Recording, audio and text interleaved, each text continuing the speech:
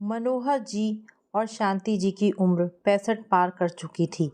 वे उम्र के उस पड़ाव पर आ गए थे जहाँ से आगे बढ़ने के लिए उन्हें स्वयं सहारे की आवश्यकता महसूस हो रही थी।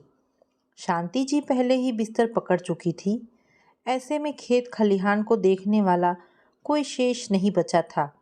जब तक शरीर चलता रहा, मनोहर जी ने खेत खलिहान संग अपने दोनों बेटे मनोज और अमित की शिक्षा दीक्षा में कोई व्यवधान नहीं पड़ने दिया। परिणाम हुआ कि बड़ा बेटा मनोज सरकारी विभाग में अच्छे पद पर आसीन हो गया और छोटा बेटा अमित की भी नौकरी शहर के नामी कंपनी में लग गई। अब दोनों बेटे अपनी जिंदगी में इतने लीन हो गए कि किसी को भी अपने बूढ़े माँ बाप की याद भी नहीं आती। उन दोनों में से किसी को भी इसकी चिंता नहीं कि उसके माँ बाप गांव में कैसे हैं। मनोहर जी ने भी कभी इसकी चिंता नहीं की कि उनकी औलादें उन्हें क्यों नहीं पूछ रही। वे अपने गांव और खेत खलिहान में ही मगन रहते। जब दोनों पति पत्नी शरीर से असहाय हो गए तो उनको भी बेटों की उपेक्षा महसूस होने लगी, क्योंकि जीवन की गाड़ी को खींचना ही था। गांव की बेटी मालती को अपना सहारा बना लिया, जो उन लोगों की सेवा टहल अपनी माँ पिता समझकर कर रही थी। मगर शादी के बाद उसे भी अपने घर जाना ही था, सो वह चली गई। अब मनोहर जी और शांति जी की खोज खबर लेने वाला कोई भी नहीं था। किसी तरह वे दोनों बुढ़ापे की गाड़ी खींच रहे थे। समय बीत रहा था। एक दिन अचानक मनोहर जी की सेहत काफ़ी बिगड़ गई, तो उनके गांव में रहने वाले शंभू चाचा ने उनकी जानकारी उनके बेटों तक पहुंचा दी। पिता के स्वास्थ्य के बारे में जानकारी मिलते ही दोनों बेटे तत्काल गांव पहुंच गए। पिता मनोहर जी की दशा देखकर उनके स्वास्थ्य से अधिक उन दोनों को यह चिंता सताने लगी कि अगर पिताजी को कुछ हो गया तो गांव की जमीन को निकालना भी एक मुसीबत हो जाएगी। इनके बाद इन जमीनों की सुरक्षा करने वाला भी गांव में कोई नहीं रह जाएगा। मनोज और अमित ने आपस में सलाह मशवरा करके ये फैसला लिया कि अच्छा होगा पिताजी के रहते ही सारी ज़मीन बेचकर शहर में अच्छा मकान ले लिया जाए। दोनों भाइयों ने पिता मनोहर जी के सामने ये बात रखी। अस्वस्थ पिता के सम्मुख अपना प्रस्ताव रखते हुए उन्हें बिल्कुल हिचक नहीं हुई। असहाय मनोहर जी अपनी पुश्तैनी जमीन अपने जीते जी बेचने के पक्ष में नहीं थे। वे बोले, मेरे न रहने के बाद तो गांव की सारी संपत्ति तुम लोगों की ही होगी। उस समय तुम लोगों के मन में जो अच्छा लगेगा करना। अभी ऐसा न सोचो तो ठीक होगा। इस पर मनोज ने कहा, पिताजी जो काम कल करना ही है उसे आज ही करने में क्या हर्ज है। मनोज की बातों से छोटे बेटे अमित को भी कुछ बल मिला। उसने बड़े भाई मनोज की हाँ में हाँ मिलाते हुए कहा कि पिताजी अब आपका शरीर तो खुद आपका साथ नहीं दे रहा है, ऐसे में खेत खलिहान का काम कहाँ से करेंगे। दोनों बेटों की बातों से मनोहर जी को उनके अंदर से स्वार्थ लिप्सा की गंध आ रही थी। इस कारण वे कोई प्रतिक्रिया नहीं दे रहे थे। पिता मनोहर जी को शांत देख छोटे बेटे अमित ने कहा, पिताजी आप बेकार में ज़मीन का मोह कर रहे हैं। आप और माँ यहाँ गांव में अकेले रहकर क्या करेंगे। इससे छुटकारा लेकर शांति से हम लोगों के साथ शहर में रहें। यही सही रहेगा कि यहाँ की ज़मीन बेच दी जाए।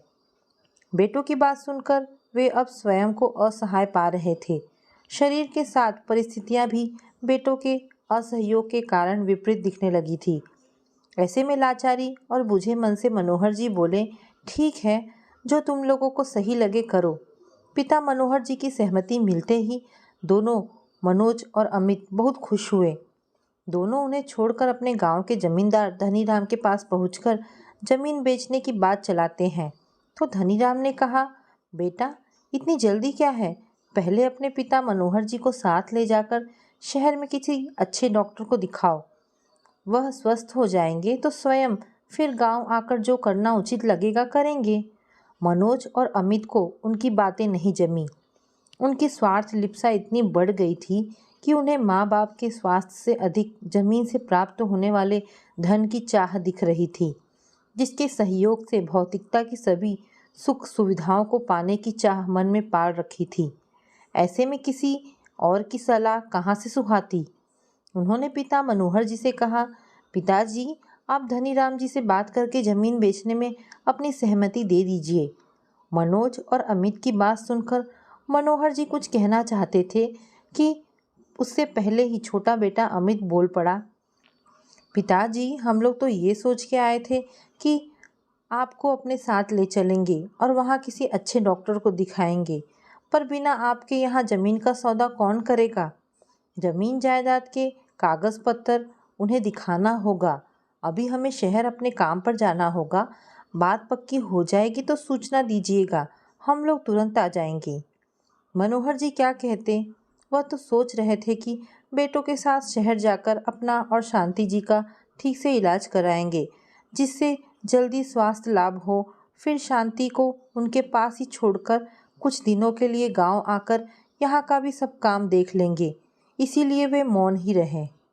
मनोहर जी के मुख से कुछ नहीं निकला तो बड़ा बेटा मनोज बोल पड़ा, पिताजी आप इतना क्यों सोच रहे हैं, कुछ कहते क्यों नहीं।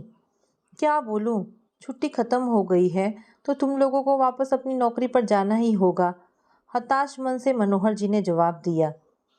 अभी बेटों को वापस गए 1 सप्ताह भी ना हुआ था कि गांव से जमींदार धनीराम का संदेशा मिला कि जमीन के खरीदार मिल गए हैं। तुम लोग गांव आकर अपने पिता को लेकर रजिस्ट्री ऑफिस जाकर जमीन खरीदार के नाम करा दो और वही पैसा भी प्राप्त कर लो। संदेशा मिलते ही मनोज और अमित ने देर न करते हुए गांव पहुंचने का इरादा बनाया और दूसरे दिन ही वे दोनों गांव पहुंच गए। एक बार भी माँ और पिताजी के अस्वस्थता का उन्हें ख्याल नहीं आया। जमींदार धनीराम के सम्मुख उन्होंने अपनी उपस्थिति दर्ज कराई। पिता मनोहर जी को लेकर वे दोनों रजिस्ट्री ऑफिस गए, जहां जमीन बेचने और खरीदने की औपचारिकताएं दोनों पक्षों ने पूरी की। जमीन का मूल्य धनीराम जी ने बड़े बेटे मनोज को सुरक्षा की दृष्टि से सौंपवा दिया। घर आकर मनोज और अमित ने आपस में सोच विचार कर निर्णय लिया और पिता मनोहर जी से कहा कि पिताजी जमीन का इतना पैसा यहाँ रखना सही नहीं होगा, इसीलिए कल ही हम लोग शहर लौटकर वहाँ बैंक में जमा कर देते हैं। फिर जैसा आप कहेंगे वैसा किया जाएगा। दोनों ने अपनी बात समाप्त की। फिर मनोहर जी बोल पड़े, बेटा अब तो गांव में कुछ बचा ही नहीं है। अच्छा होता तुम लोग एक दिन बाद जाते तो हम लोग भी घर किसी को सौंपकर वहीं तुम्हारे साथ शहर चल के रहते। पिता का प्रस्ताव सुनते ही दोनों के सम्मुख विकट समस्या खड़ी हो गई। दोनों में कौन इन लोगों को अपने साथ वहां रखेगा और सेवा सत्कार करेगा। कोई यह करने को उन्मुख नहीं था, क्योंकि माँ बाप अब दोनों के लिए बोझ और बैरी लगने लगे थे। इसीलिए इससे मुक्ति के लिए दोनों भाइयों ने मिलकर कुचक्र रच डाला। पहले बड़े बेटे मनोज ने कहा, पिताजी हम लोगों की छुट्टी समाप्त हो गई है, कल सुबह जाना ही पड़ेगा, इसीलिए आप लोग कुछ दिन यहीं और रुक जाएं और इस घर को भी किसी के हाथ बेच दें। आखिर शहर जाने के बाद आप लोगों को इसकी चिंता सताती ही रहेगी। अच्छा होगा सबसे मुक्त होकर एक साथ शांति से शहर में रहें। इतना कहने के साथ उसने पिता की ओर एक कागज़ पर कुछ लिखकर बढ़ाते हुए कहा, यह लीजिए हम लोगों का दिल्ली वाले घर का पता। आप लोग गांव का सब काम समाप्त कर वहां आ जाइएगा। हम लोग वहां स्टेशन पर लेने आ जाएंगे, नहीं तो यह पता पूछकर आप लोग खुद भी आ सकते हैं। दोनों बेटों की प्रतिक्रिया मनोहर जी को असहज कर रही थी, पर उम्र की लाचारी ने उन्हें सब कुछ देखने सुनने के लिए विवश कर दिया। वे बोले, ठीक है। उत्तर में छोटे बेटे अमित ने कहा, कल सोमवार है, हम लोग लौट जाएंगे। आप उसके बाद के सोमवार को ट्रेन पकड़कर दिल्ली ही आ जाइएगा। हम लोग स्टेशन पर ही मिल जाएंगे। इतने दिन में यहाँ का काम भी समाप्त हो जाएगा। उम्र के बोझ ने मनोहर जी को एक यंत्र बना दिया था। केवल आदेश पालन करने की ही स्थिति में रह गए थे, अपनी बात करने की स्थिति में नहीं थे। बेटों ने कागज़ दिया तो उसे बिना देखे और पढ़े रख लिया।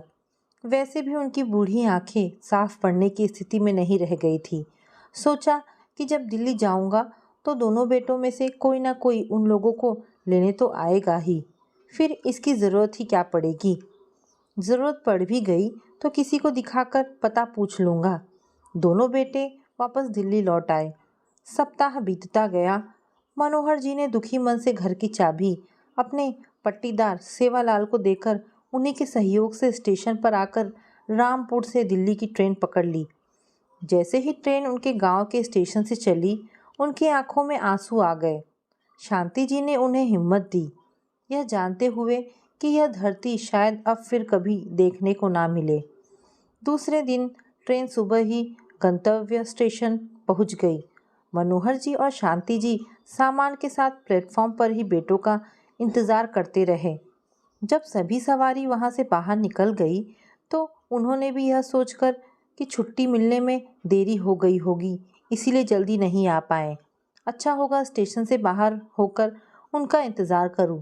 सुबह से दोपहर हो गई पर बेटों की कोई झलक ना मिली, तो निराश होकर बेटे के दिए हुए कागज़ को निकाला और पास ही खड़े एक टैक्सी वाले को दिखाकर कहा, हम लोगों को इस पते पर पहुंचा दो, जो किराया होगा ले लेना। कागज़ लेकर टैक्सी वाले ने उसे पढ़ा, फिर उन्हें देखकर सवाल किया, बाबा क्या आपकी कोई संतान नहीं है क्या? मनोहर जी विवशता भरे लहजे में कहते हैं, मेरे 2 बेटे हैं। यह पता उन्हीं लोगों का है जहाँ चलने को कह रहा हूँ। यहाँ क्या करते हैं? दोनों यहाँ अच्छे पद पर हैं। अफसोस भी जताया, इसके पहले यहाँ आने का कभी मौका नहीं मिला, इसलिए घर नहीं देख पाए, पर दोनों एक ही मोहल्ले में रहते हैं। बेटों ने ही यह लिखा है। हाँ, मेरी आंखें पढ़ नहीं पाती, नहीं तो मैं ही